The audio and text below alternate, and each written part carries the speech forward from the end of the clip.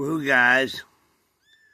I'm going to start you off with story time with Joe with something really cute. One of the new kittens. I have not named it yet, but it's going to be hanging here with me. It looks just like its mama. The other three look like their daddy, and I put her back down with mama. But I'm going to talk to you guys about military meals. Now, I started out in the Army in the early 80s, and I had some C rations. You know, they were the canned rations. Then they went to MREs, meals ready to eat. And sometimes when we were out in the field, they would bring us T rations, which are tray rations that the cooks would heat up, or they would bring us hot food out there. But that was a long time ago. This is the only example I have of a C ration. It's Italian breadsticks. Now, they got a lot better over the years since I was in. The Chicken a la King was guaranteed food poisoning. But today we're going to talk about what soldiers ate in the past. And I have this.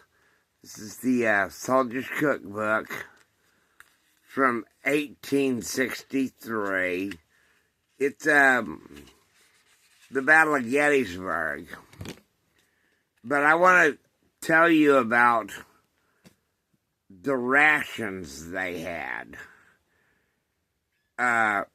12 ounces of pork or bacon, or 1 pound and 4 ounces of salt or fresh beef. That was their meat. Now, they would have to generally cook these on a wooden spit over a fire. For the bread, they were supposed to get 1 pound and 6 ounces of soft bread or flour, or 1 pound of hard bread hardtack. Trust me, hardtack is really hard to eat. Or 1 pound and 4 ounces of cornmeal. They could make hoe cakes, you know, corn fritters, whatever you want to call them. Now, then it says to every 100 rations. And I'm not certain about if this means like for 100 people or for every 100 times, because this is a lot of stuff for one guy to carry. So I'm thinking it's going out to the entire group. 15 pounds of beans or peas and 10 pounds of rice or hominy.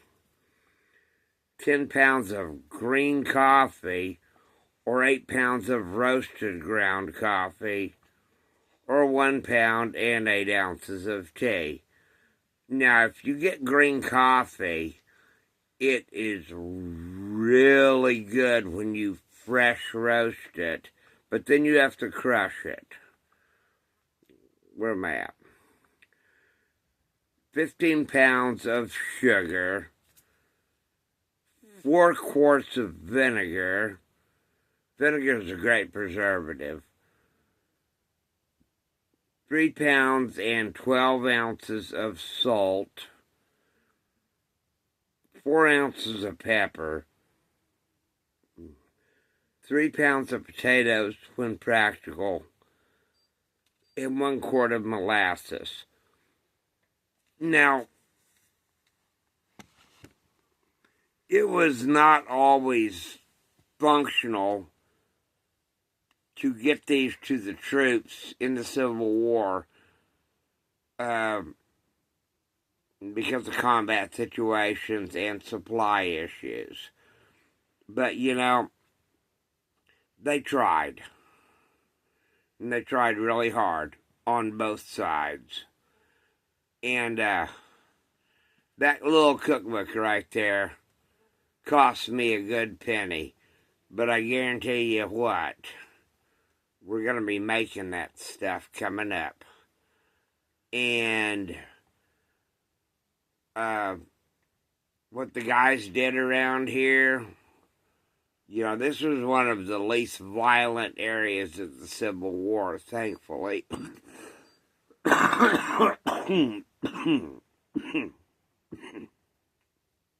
I'm sorry. I'm not going to edit that out. But,